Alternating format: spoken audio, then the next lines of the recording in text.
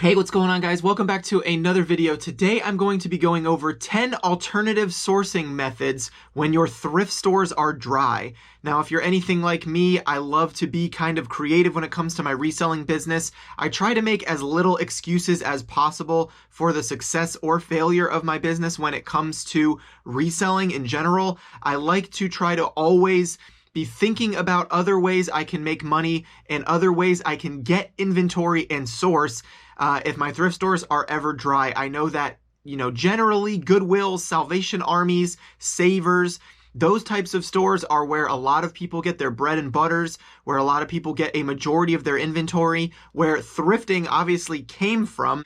And so sometimes those thrift stores can be dry depending on the area that you live in. I know that I'm in Central Florida, and a lot of times you've heard me talk about certain categories of items that I like to source are extremely dry in my area. One being electronics. They're either overpriced, they're gone, or they're broken or damaged on the shelf. And so I've really stopped sourcing electronics, but I'm going to give you 10 alternative sourcing methods today that maybe you haven't thought of, that you can try and see if it works for you in your reselling business if you're having trouble at the thrift.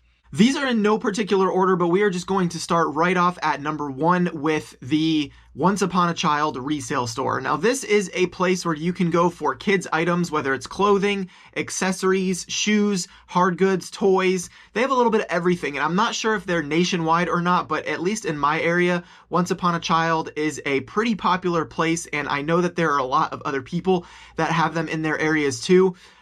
I think that the kids category is something that is slept on a lot, and people don't realize how much profit there is in kids clothing and shoes specifically, but toys as well. And usually you can find these items pretty cheap at places like Once Upon a Child. There's also another place in my area called Trendy Kids. It's like an individually owned business, but it's basically the same type of store.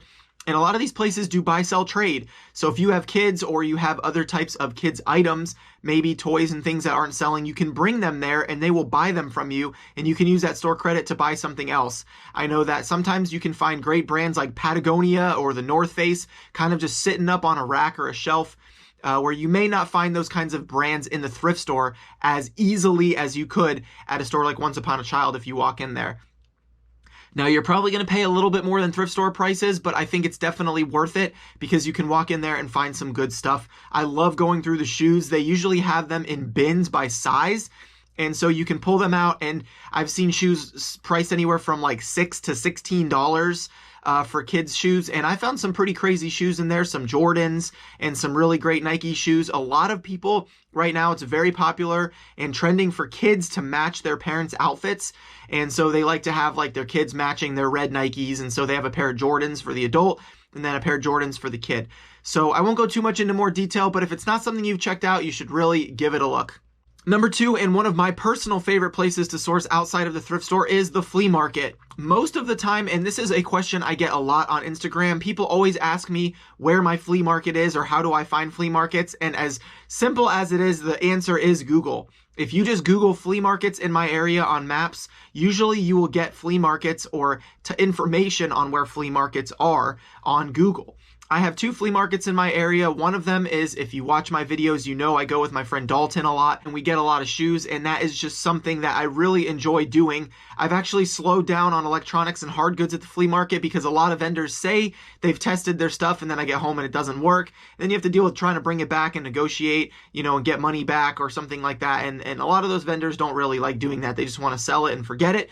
And so I have been focusing on a lot of shoes and clothing at the flea market, but there's always great deals to be found. I've found vacuums that I've sold on Facebook Marketplace for $100 that I paid $10 for, and all sorts of great stuff. And it's kind of fun. It's great to get out. They're great for families too. Like if you just need something to do on the weekend, you can walk around flea markets and maybe just find something that you enjoy. I've purchased cameras. I've purchased CPAP machines.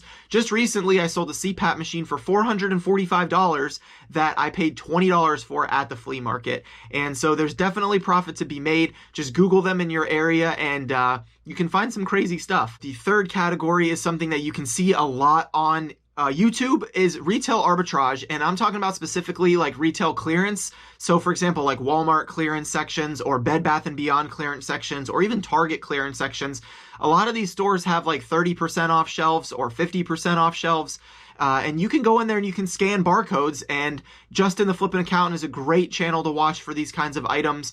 And there are a lot of other people that do it too, but you can find some pretty good deals and stuff that you can flip locally too. Recently, I bought a spike ball sports set at Walmart on the clearance section for $25, and I sold it locally for $50. Now, you're not going to make as much profit as you would by thrifting or by going to some of these other places like, again, the flea market. But there's definitely money to be made, and you can sell stuff new. You don't have to worry about cleaning it or testing it or anything like that. It's still in the box, but it's either just discontinued or that brand or product is no longer being sold, or they're just changing up the shelf space or something like that. And so sometimes you can find those items at Target or, like I said, Bed Bath & Beyond or Walmart. And so if you're just in there grocery shopping, that's really my point, is if you're in there grocery shopping, sometimes just stop for the clearance section and maybe see if you can find something to flip and make a couple of bucks. Number 4 is a newer and trending app that a lot of people are getting into, especially YouTubers, and that is called Whatnot. Whatnot is a reselling platform now that you can do live auctions where you are live and you are selling stuff through viewership. And it's kind of like being live on YouTube or being live on Instagram, but Whatnot is actually set up for reselling auctions where you can put the item description in and then people can bid on it. And after a certain amount of time, between 30 seconds to a minute usually, once the timer goes off, the buyer that has the final bid automatically wins. The payment is processed right then and there, and you are shipped a label into your email. And a lot of popular YouTubers, even including myself, are going on the app and doing selling. Rally Roots has been seen on it, Harry Tornado, Phoenix Resale, Retro Rick, and tons of other resellers and YouTubers are getting in on the Whatnot action. But there are plenty of Whatnot lives that don't have a ton of viewers where people are trying out the platform and things are going for absolute steals. Now, there are only certain categories on Whatnot, such as video games, clothing, Funko Pops, Yu-Gi-Oh cards, Pokemon cards, those types of things. However, if you are interested in any of those categories or you are familiar with any of those categories, you can sometimes find some really good deals on there that you can flip for a profit. I even bought a shirt from Harry Tornado for $100, and I flipped it for $145 plus shipping on Depop. There's definitely money to be made on Whatnot, and if you are looking for something that always has active lives and resellers on it, Whatnot is definitely a great platform to check out. You can use my code. I'll have that in the link in the description below. You can click that link and you can sign up for Whatnot and get free $10 in spending. The next app or platform is something that not a lot of people do, and I did it for a really long time and I've slowed down on it, but it had led to a lot of really cool, interesting people and pickups, is the Nextdoor app. Usually Nextdoor is a pretty popular app for people who can communicate with their neighbors and let them know what's going on, whether people say like there's rowdy kids in the neighborhood or, you know, there was a bear sighting in my neighborhood recently. Actually, there was one in my front yard. If you follow me on Instagram, you probably saw that probably about a month ago. But neighbors can like share what's going on in the neighborhood, what's going on in the community, what they like, what they don't like. And there's also like a for sale section, kind of like Craigslist, that you can post on. And I have made ads on the Nextdoor app saying that I'm looking to buy vintage band tees or vintage clothing or these types of categories, electronics, hard goods, video games. If you have any of this and you're interested in selling it or cleaning out your closet, please let me know. And I had a lot of people reach out to me and it turned into some really good sales. I had one really cool vintage band tee haul where I got like 12 vintage band tees and I sold some of them on Instagram and then I sold some of them on eBay and I made quite a bit of money. I think I paid the lady somewhere around like $10 to $15 a shirt, and I sold a lot of them for between $50 and $100 each. So very cool, very easy platform. You don't have to do a lot of work. All you have to do is make a post, take a picture of the things you like to sell and or buy, and you wait for responses. So it's kind of like set it and forget it and see if anything hits for you. The next one is something that I've kind of ranted about on podcasts before. If you're not familiar with the podcast I do with Harry Tornado and Joey Bada Bing 22, it's called the Triple Thrift Podcast. You can check it out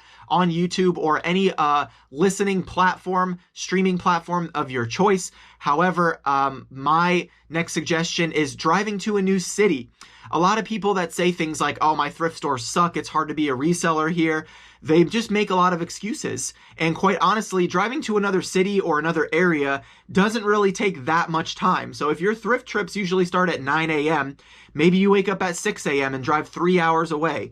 Maybe you live on the border of 2 different states, and instead of staying in the state you live in, you try going to a different state and seeing if you can find other stuff. I've seen so many people see or have success in states where other people have said it sucks. I mean, you look at Raleigh, hopefully I'm saying that right, I don't know if you're watching this or not, but his account is The Endless Thrift on Instagram. He just posted yesterday, as I'm recording this video, that him and his brother they're in Texas, and they went to a flea market and they found 2 ghost hunting Panasonic recorders for $5 each that sell for like over $2,000 to $3,000 each. And I've heard so many people say that Texas is really bad for resellers. And I know multiple resellers in Texas. Flip the World is another one who does only shoes, and he is making a killing. You can see his numbers. He's clearly doing well. There's tons of other resellers, Bonafide hustlers out there, and plenty of resellers. I could go on and on. But anyway, the point is that you can find stuff just about anywhere. And if you believe that your city, your area is truly dry, drive a couple hours, make a full day's trip out of it, stop and get lunch, see some sights or something like that, and try a new area, and maybe you'll be surprised how much that can affect your business and work for you. Next is something I have never tried because I have not found one in my area, but I have seen them multiple times from people like Tim Osborne of Thrift, and one of my friends, Jeffrey, at the Flip and Profit YouTube channel, which I don't know if he's making much content lately, but is recycling events. There are a lot of cities that do like electronic recycling events where you can go recycle electronics and then other people can basically have them for free. And I saw one time from Jeffrey on Flip and Profit that he picked up like an entire truckload of DVD combo units, VHS players, stereo receivers, and then he got home and tested them, and like 75 to 80% of them worked. It was just people that no longer wanted them, and he made an absolute killing on that haul, and it was all absolutely free. So you can Google recycling events in your area and see if that's something that is worth it to you, or if there's one in a general location, you can drive to it if you like to sell that kind of stuff. The next 2 would be like the last 2 categories, be number 9 and number 10 here, but I guess I could mix it into one for the sake of this video. It would be Plato's Closet or Clothes Mentor. These types of resale consignment type stores can actually be slept on quite a bit. I've made a lot of money picking up stuff from Plato's Closet specifically. I haven't found as much from Clothes Mentor. I think it's more of a female-oriented store, and I'm not a ton into female clothing as much. However, Plato's Closet, if you know what you're looking for, you can go in there and you can find some crazy deals. If you guys saw my Allbirds post recently on Instagram, I found a bunch of brand new Allbirds in crazy colorways for $18 each, and I just sold one pair last night for $59. And so the profit margins aren't maybe as high as what you would find at a conventional thrift store, but there's definitely money to be made. A lot of times Plato's buy stuff that's only in good condition. You don't have to worry about rips or stains or, anything like that. Now, it is lightly used, but they are pretty picky. I bought a pair of Vans slip-on, like Metallica collab shoes for $65, and I sold them overnight for $200. So there's definitely money to be made at stores like Plato's Closet. I've found t-shirts that I picked up for like $8 and flipped them for 40 to 50. And so if you're not looking into places like Plato's Closet and Clothing Mentors or resale and consignment stores in your area, another great option for you to look into to find inventory. And I've made profit in just about all of these categories at one time or another, and so that's why I'm sharing with you guys these types of things. The last one that I want to talk about would be something that a lot of people, I guess, are scared of or afraid of or intimidated by, and it's the Goodwill bins. As much as you see the controversy on YouTube, the Goodwill bins is a great place to source. You pay by the pound. It's a clearance outlet store center where stuff that either sits on the shelf too long at regular Goodwill stores goes, and then you pay by the pound for the items. Some are more hard good based, some are more clothing based, some have a lot of shoes, some have no shoes. And so if you've never been to a Goodwill bins, it's definitely a fun time. It's worth it to at least try once. You can usually fill up a whole cart of clothing for like 35 to 40 bucks. And it's a lot of fun. And so if it's not something you've ever tried, maybe it's worth giving it a shot than your conventional like thrifting off the racks. Whereas in my area, Goodwills have been raising their t-shirt prices to between $4 and $9 per t-shirt. And so you can go to the bins and probably get like, 8 to 10 shirts for the price of one shirt sometimes at the bins. And so there's definitely profit to be made there. Tons of YouTube channels that are making content about the bins. So make sure that you're checking that out. You just have to Google Goodwill Outlet or Goodwill Clearance Center or Goodwill bins in your area. They are crowded. Sometimes they can be a little aggressive, but as long as you kind of steer clear of that kind of stuff, if that's what intimidates you, no, you don't have to wear gloves. No, it's not absolutely disgusting. The stuff that you see that's gone viral where there's like rats or something in the bins, it's extremely unlikely, but it has happened from time to time. But I'm sure that there have been a cockroach here or there in a regular thrift store too, and you might just not have seen it. And so anyway, hopefully this video helps you, gives you some creative ideas on ways to source if your thrift stores are dry. Let me know if I missed anything in the comment section down below. Hit that thumbs up button and subscribe to the YouTube channel for more content like this if you enjoy these style videos. Hopefully you can listen to them in the car or while you're working or listing and just maybe get a little bit of a refresh where it's not something you have to actually watch me as I'm talking about these categories or these videos. Anyway, thank you guys so much for watching. I hope you enjoyed it and I hope it helps you. Have a blessed day. I'll see you in the next one. Peace, money!